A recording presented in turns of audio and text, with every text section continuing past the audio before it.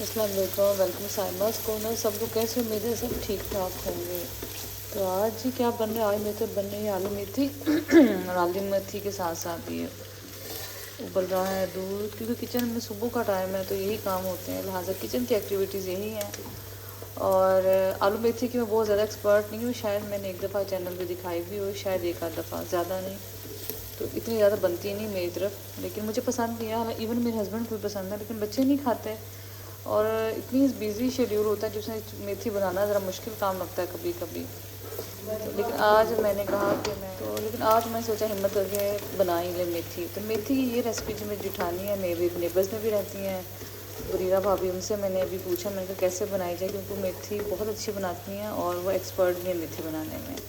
तो चले जी, फिर मेथी का आगाज़ हमने कर दिया है। ये मैंने एक बड़ा प्याज ले लिया, आप डेढ़ भी ले सकते हैं जैसे आपका दिल है, मेथी के हिसाब से ले लें। मेथी में ज़्यादा प्याज और ज़्यादा टमाटर नहीं जाता। ये जी हो गया है, प्याज सौते हो गया है। अब इसमें मैं डालूँगी लहसुन और ये, क्योंकि मेथी ज़रा ज़्यादा ही है, थोड़ी नहीं है, क्योंकि आपको माशाल्लाह पता मुलाज़म भी हैं तो खुद भी खानी होती है, बस बच्चे नहीं खाते। और अगर ऐसी मेथी हो, पालक हो, तो ये 3-4 दफ़ा आराम से खाया जाता है। उसकी रीज़न ये है कि ये अच्छा लगता है, क्योंकि कभी कभी चीज़ें बनती हैं। तो बस इसका जो है लहसुन की स्मेल रिमूव करेंगे, हल्का सा गोल्डन हो जाए तब इसमें डालते हैं। लहसुन की स्मेल भी रिमूव हो गया, हल्का सा ये गोल्डन सा भी हो गया। अब इसमें हम डालेंगे टमाटर। ये अगर 1 किलो है तो आप 1 टमाटर ले लें, 1 ही प्याज ले लें। और अगर ज़्यादा है, जैसे मेरी ज़्यादा है, तो मैंने 2 प्याज ले लिए, 3 टमाटर ले लिए। अब इसको भूनूंगी, भूना क्या, इसमें साथ साथ मैं मसाले डाल दूँगी। मसालों में क्या है जी, इसमें है सॉल्ट बहुत ध्यान से डालिएगा, इसमें आयरन है और सब्ज़ी में होता भी है। इसके अलावा आपने डाली है लाल मिर्चें पिसी हुई, ये भी डाल दी। थोड़ी सी हल्दी डाल दें, ये तो अच्छे होते हैं स्पाइसेस। अगर आपने धनिया डालना है तो धनिया भी डाल दें। वैसे मैंने अब धनिया डालना बहुत कम कर दिया, क्योंकि जब से मुझे 1-2 दफ़ा लगा मेरी हंडियाँ काली हो गई है। तो ये बेसिक मसाले हमने डाल दिए हैं। इसको अब टमाटर की कटने भुनाई, टमाटरों का भी कच्चापन निकालते हैं, क्योंकि अभी ख़ास भुनाई वाला ये तो नहीं अभी, क्योंकि जब आलू भी गल जाएंगे और मेथी भी गल जाएगी, असल भुनाई तब होगी। लेकिन अब जो है ये टमाटर वगैरह मैश करते हैं, उसके बाद फिर आपसे दोबारा मिलते हैं। जी हमने कर लिए हैं, कैमरा मेरा बंद था, मैं समझी ऑन किया हुआ है। और आलू भी मैश हो गए हैं, सॉरी टमाटर मैश हो गए हैं। अब इसमें थोड़ी थोड़ी करके डालेंगे मेथी, और मेथी डालते हुए ना आपने आँच थोड़ी कम कर लेनी है, और मेक श्योर करना है कि मेथी बहुत अच्छे तरीके से धुली हुई, नहीं तो आपकी हंडियाँ ख़राब हो जाएगी। तो बस जनाब ये मेथी ऐसे ऐसे डालते हैं, डाल के आपको दिखाते हैं इसका अगला स्टेप क्या है। ये सारी मेथी मैंने डाल दी, थोड़ी सी कम होती है तो मैं इसको ना, जैसे ये नरम हो जाएगी, पानी छोड़ना शुरू कर देगी, तो मैं इसको अच्छी तरह मिक्स करूँगी। मिक्स करके फिर इसमें मैं डालूँगी दही, क्योंकि ये मेरी रेसिपी नहीं है, मेरी जेठानी ने कहा था कि इसमें पानी जो है वो निकलता नहीं है, ये इसमें इतना ज़्यादा नहीं निकलता। तो बेहतर है आप जो भी इसमें लिक्विड, चाहे वो दही है चाहे दूध है, डाल लें और इसको गला लें। तो मुझे उनका आइडिया बड़ा अच्छा लगा, तो उन्हीं की रेसिपी मैं फ़ॉलो कर रही हूँ। तो ये एक लंबी सी टहनी अंदर आ गई है, आंखों से बच बचा के पहुंच गई यहाँ पे। बस थोड़ा सा इसको नीचे होता तो मैं आपको दिखाती हूँ। देखिए मेथी कितनी थी और कितनी हो गई है, ये देखें। अभी तो और इसने श्रिंक हो जाना, और काफ़ी ज़्यादा मेथी थी और मुझे लग रहा था कि शायद एक्स्ट्रा ही बन जाएगी, लेकिन ये बिल्कुल श्रिंक हो गया। इसे पानी भी देखे छोड़ दिया। हालांकि मुझे दही दे देगा। तो अब इसमें मैं डालूँगी दही, और दही तकरीबन 1 प्याली है। और इसको आपने, हालांकि बात सुनिएगा, ज़रा दही इसमें डाल दें, ये वाला ये इसमें डाल दें। हाँ जी, ये चम्मच के साथ ना, हाँ जी। तो अब ये होगा कि फिर पानी भी एक्स्ट्रा नहीं डालना पड़ेगा। 8 से 10 मिनट कम से कम मेथी को लगते हैं, क्योंकि ये ज़रा सब्ज़ी सख्त होती है। बस हो गया, चलो शुक्रिया। तो अब इसकी इतनी हल्की आंच होगी, इसका ना कम से कम वेट चलना शुरू कर दे। तो बस जब इसको मिक्स करूँगी, उसके बाद इसको वेट लगाऊंगी, और वेट लगाने के बाद ध्यान से दही आई है, सॉरी दूध है। तो वेट लगाने के बाद ये होगा कि फिर आपको दिखाते हैं, और अगला स्टेप क्या होगा वो आपको बताते हैं। लीजिए कुकर मैंने खोल लिया है, और ये देखें पानी इसमें भी थोड़ा सा है, और थोड़ी सी इसमें कसर भी पहले है, थोड़ी सी है इसमें। तो बस अब जी आलू है, और इसमें मैं डालूँगी और इसकी बुनाई करूँगी। इसी में आई होप्स हो कि मेथी भी हो जाएगी और आलू तो हो। ले जी हमने अब इसमें डाल दिया आलू, और आलू डाल के हम इसको हल्की आंच पे भूनेंगे, क्योंकि तेज़ आंच होगी तो पानी भी ड्राई हो जाएगा और आलू भी कच्चे रह जाएंगे। और मुझे ऑयल भी कम लग रहा है, मैं थोड़ा ऑयल भी डालती हूँ। स्पाइसेस में स्टेज पे चेक कर लेती हूँ, क्योंकि पहले मैंने ज़्यादा नहीं डाले थे। अगर जो मुझे चीज़ कम लगेगी मैं इसमें डाल दूँगी। तो बस चलते जी, आपके साथ साथ हम बुनाई भी करते हैं और आपको दिखाते भी हैं। तो बस आप भी स्टेज पे स्पाइसेस चेक करें, क्योंकि आलू ऐड किए हैं। ऑयल कम लग रहा है, क्योंकि ऑयल जो है मेथी ऑयल स्पेशली बहुत ज़्यादा लेती है। तो बस जी, फिर अब हम बुनाई करते हैं और आपको दिखाते हैं कि अगली क्या सिचुएशन है। हरी ये मेथी भी तैयार हो चुकी है, मैंने हरी मिर्ची इसमें डाली है कुछ, और बस अब इसकी हल्की सी आंच पे बुनाई होती रहेगी। और जब तक घी बिल्कुल बाहर निकल आ के नहीं जाता, बैठ नहीं जाता, तब तक ये मतलब इसका टेस्ट अच्छा नहीं आएगा। तो हल्का हल्का से ये देखें, आपको इसमें से धुआं सा नज़र आ रहा होगा, तो ये इसमें पानी है अभी, ये देखिए आ रही है नज़र। तो बस अच्छी तरह जब तक इसका घी निकल आएगा तब तक ये जी तब तक मेथी रेडी नहीं होगी। तो जब बताइएगा मेथी की रेसिपी कैसी लगी, आलू मेथी की रेसिपी। और चलिए जी, मिलते हैं किसी और रेसिपी में। बस इसका जहाँ लगे आपको घी कम है, देसी घी डाल दें, मक्खन डालें, लेकिन ये होगा कि ये थोड़ा सा घी ज़्यादा ही यूज़ करती है और इसके बगैर ये अच्छी भी नहीं लगती। तो साथ साथ ये रोटी बनने है। जैसे अंकल असलम ना बहुत ही काला को आटा ले आए, मैंने कहा कि चक्की वाला ले आए, लेकिन वो ज़्यादा ही डार्क है। तो बच्चे तब खा भी नहीं रहे, कहेंगे किस किस्म की रोटी आई है।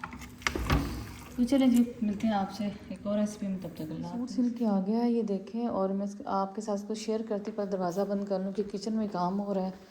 तो मेरे जहन में आया कि क्यों ना पहले आपको मैं सूट भी दिखा दूँ, फिर अलमारी में चला जाएगा, फिर ज़रा निकालना मुश्किल हो जाता है। तो सूट तो जी आपके पहचान ही गए होंगे, ये कौन सा सूट है ये जी। हाँ जी जी, ये एस लैला बुखारी ने मुझे मेरे बर्थडे पे दिया था और सिल के आ गया है। और ये देखें, और मैंने ख़ुद इस पर कोई लेस ऐसी कोई चीज़ ऐड नहीं करवाई कि जो ना मुझे मतलब कोई चीज़ें, बस अब मेरा दिल चाहता है नेचुरल चीज़ों को भी इंजॉय किया जाए।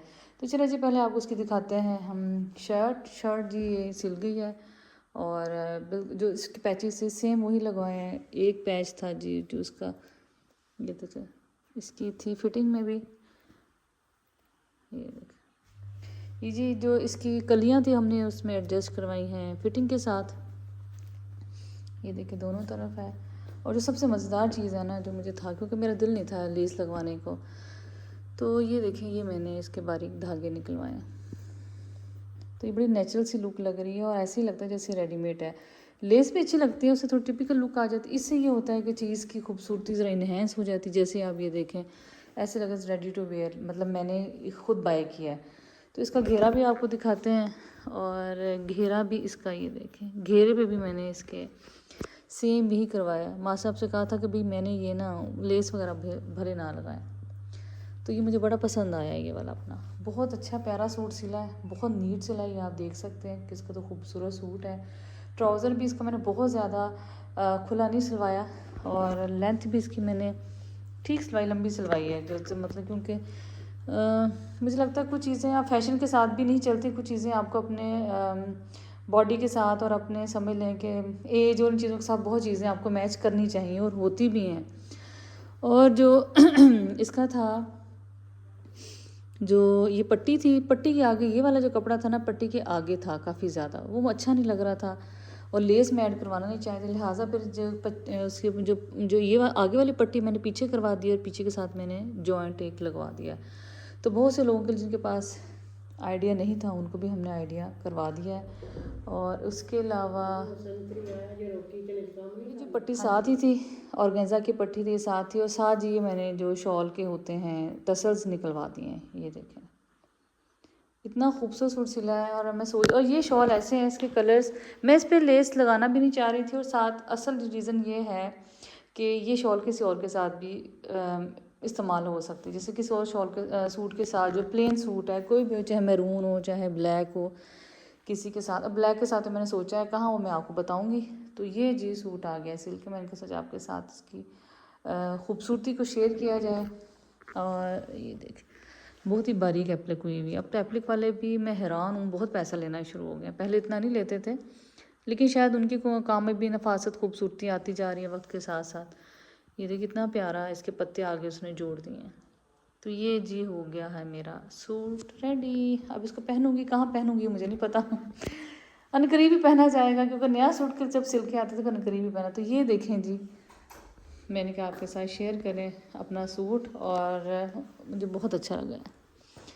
ये कलर भी ऐसा है, बड़ा ब्राइट सा है। ये रोज़ रोज़ नहीं, कभी कभी पहना जाता है, क्योंकि कुछ कलर्स ऐसे होते हैं जो ब्राइट इतने होते हैं कि आप उसको रूटीन में पहन नहीं सकते। तो ये जी सूट सिल के आ गया, कैसा लगा आप ज़रूर बताइएगा।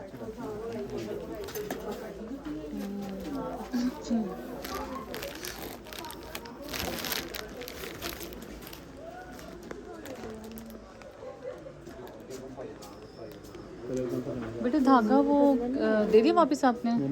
कैसे दे रहे हैं ये? आप कह रही हैं कि फूल बनाना है फ्रंट और बाजू। हाँ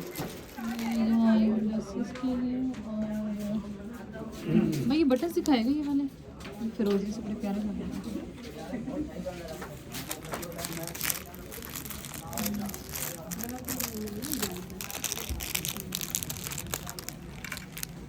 अच्छा इस तरह के ऐसे ज़्यादा अच्छे लग रहे हैं, वैसे ऐसे तो ऐसे से लग रहे हैं। दुपट्टे में बटन्स काफ़ी खूबसूरत हैं, और ये नीचे भी बटन्स ही हैं, जॉइंट्स वगैरह हैं। ये बड़ी अच्छी लेसेस हैं इधर भी। तो बस फिर ये कुछ कपड़ा, ये सूट था, इसके साथ में कुछ किया, ये डाई होना है, ये डाई होना, तो काफ़ी ज़्यादा काम था, लेकिन चलो बड़ा शुक्र सिमटा है काम। तो बस इसके बाद फिर घर जाएंगे, बच्चों को लेंगे। तो ये बाज़ार का यही काम था मेरा आज का, ये था कि मैंने डाई होने देना था।